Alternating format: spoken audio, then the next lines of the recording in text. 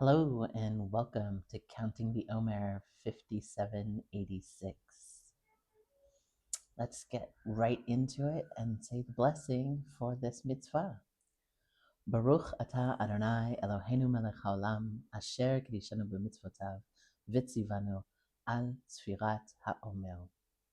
Blessed are you, Adonai, our God, sovereign of the universe, who sanctifies us, who makes us holy through mitzvot, and commands us concerning the counting of the Omer. Hayom echad ve'esrim yom shehem shlosha shvuot la'omer.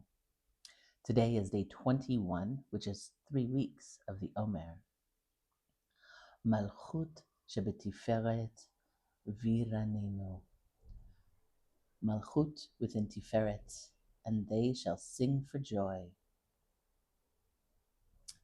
Let's say a blessing for Torah study before we dig into what all this is about. Baruch atah Adonai Eloheinu melech haolam asher kiddushanu b'mitzvotav v'tzivanu le'asok b'divrei Torah. Blessed are you, Adonai, our God, sovereign of the universe, who makes us holy through mitzvot, and who commanded us to get busy with words of Torah. So, we are completing the third week of the counting of the Omer today, and this corresponds to Tiferet, beauty, harmony, glory. This is the seventh day of the week, which corresponds to Malchut, which is sovereignty, kingdom, and this physical plane of existence. Every time we arrive at Malchut, I wonder how to approach the day. In the last week of the Omer, we'll be thinking about how we manifest each of the divine emanations in the physical world, and how we personally embodied those qualities, or how we experience those qualities in an embodied way in the world. But before then, when we reach Malchut, I think that the question is a bit more like, what does it mean to be really this quality? Instead of asking how we experience embodied beauty and glory, now we might ask, how do I inhabit beauty? Or how do I inhabit glory? How do I get inside of it, move around, experience it from the inside? What could it mean to have a physical manifestation inside of beauty? I've been sitting here really just turning this idea over and over in my head. I don't want to focus on the physical beauty around me for this particular combination, because then I end up going back into that feeling the embodiedness of beauty rather than feeling what it means to be embodied inside of beauty. And that other stuff comes later. We're still in the realm of Tiferet. Today's focus is on Malchut existing inside of Tiferet, not the other way around. And Tiferet is more, I can't think of the right word right now. Ineffable, that's maybe a little overused. It's not as physical, it's pre-physical. It's the idea, it's the feeling, it's the sensation, it's experience, it's a notion. The beauty that I experience in reality is flowing from Tiferet. The very concept of beauty as something that we experience is a complex emotion. It's a reaction to stimuli. And that comes from a divine source. Inside the framework that we're using, this kabbalistic framework of the 10 divine emanations, we understand the divine source of this emotion, reaction, whatever it is that you call your experience of beauty. We understand that as coming from Tiferet, flowing through or flowing from Tiferet.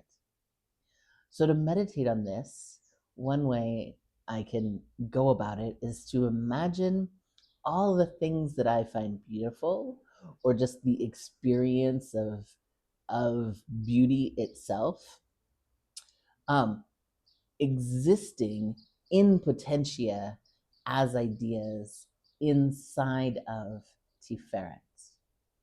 To get an idea for what I'm talking about here, let's go and look at this slightly different uh, graph of the 10 sefirot. I showed you this before. This particular version of the image of the 10 sefirot is broken into 4 different groups. These are often called the 4 worlds of Kabbalah. The first one at the top, Atzilut, is where an idea is first sparked. It's the first inspiration of an idea of something that's going to become. Then the second level down, Bria, is the creation of that idea into a plan. This is, I like to think of it as the architectural stage, the project planning stage. Then we get to 3, which is Yetzirah, which is sort of the bringing all the pieces together and forming the thing into what it will be. But then level 4 is Asiya, actual doing. This is where all of that actually comes to fruition in the physical reality. Now, from a kabbalistic standpoint, all 4 of these things are happening simultaneously all the time, inside of what we might call the mind of God. God has an idea of what something is going to be. God formulates that idea into an image, a plan, an architecture. God pulls all the pieces together, and then God makes it happen in the world. And of course, we as beings that are made up of the substance of God, that God themselves created the universe out of, we are inside of God. We're not God, but we're inside of God, made of God bits, right? So we are also part of this process. So sometimes we have a bit of a thought about something and we plan it and then we put it together and then we make it happen. Imagine if inside of your brain you just were to look at like one little area of your brain, and that one little area of your brain was planning and making something happen. It might be a little bit sort of analogous to that. No analogy is precise when we're talking about trying to explain the divine versus physical reality. These are, of course, all approximations. Anyway, so in Tiferet, you notice that in this particular layout, Tiferet is all the way up in Bria. So there are some other uh, images where they split this up slightly differently, where instead of having straight lines that go across, there are circles. And there's a circle that uh, contains Keter, Bina, and Chokhmah, and that's Asilut. And then there's a circle that contains Gevurah, Tiferet, and Chesed, and that's Bria. And it overlaps with Atzilut at what some people call the hidden sefirah. This is a sefirah that is not on this chart at all. It's the sefirah of Da'at. We talked about that the other day. So there's this overlap between Atzilut and Bria that is either empty or it has this hidden sefirah of Da'at. And then there's another circle that goes around Tiferet, Hod, Yesod, and Netzach, and that's Yetzirah. And of course, Bria and Yetzirah overlap at Tiferet. So Tiferet is in that view of things, in that particular framework or way of imagining this, it's simultaneously in Bria, the place of sort of architecting and designing things, and in Yetzirah, the place of actually pulling together the pieces and making it happen. So if we imagine that Malchut, which is the world of physical existence, before it can come through and become Malchut, everything has to be imagined first and planned out, and the pieces getting pulled together. So if we imagine Malchut inside of Tiferet, then what that might look like is sort of the full, complete idea of whatever aspect of beauty you're talking about.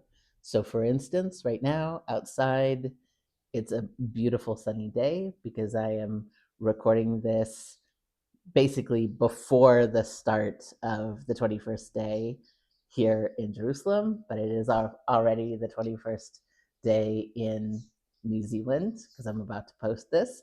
But here on this beautiful sunny Jerusalem day, I've got gorgeous green trees outside. I can hear birds singing. A little while ago, I was looking at these beautiful tiny little sunbirds. The females are all sort of like brownish, grayish, but the males are this amazing iridescent black with these sort of green and blue heads. So gorgeous. That view is just, that's beautiful, right? So at some point, that is just an idea. It's not physical reality. It's the idea of that beauty. And maybe it's not the physical thing, like all the stuff that I just described, but what is the quality that is beauty? What is the thing that when I look out at the real world makes me go, oh, wow, that's beautiful? I don't have precise words for you. Perhaps there are no precise words.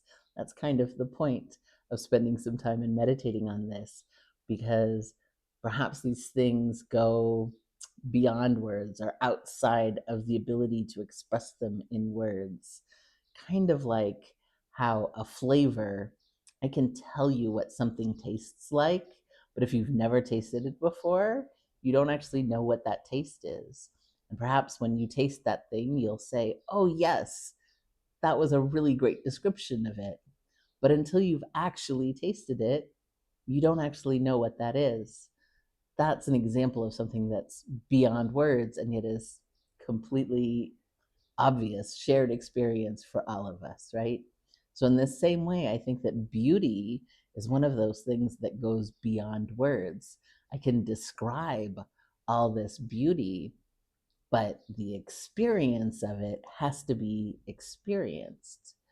But in Tiferet, in this space, this emanation of beauty itself, there is some sort of space, imaginal realm in which the experience of beauty is sort of made manifest before it flows down into our physical reality. Just some thoughts. I really thank you for spending this time with me, and thinking about these amazing ideas, the flow of divine energy into our life, and also the flow of divine energy within the space outside of the physical realm. If you'd like to join the conversation, if you'd like to tell me what you think about Malchut in Tiferet, what I got right, what I got wrong, or maybe you have some completely different way of viewing this or exploring this idea, I would really love to hear about it. You can join in the conversation in the comments on YouTube or come on over to school. It's totally free. And you can join the conversation in the classroom over there. Thanks so much. I'll see you tomorrow.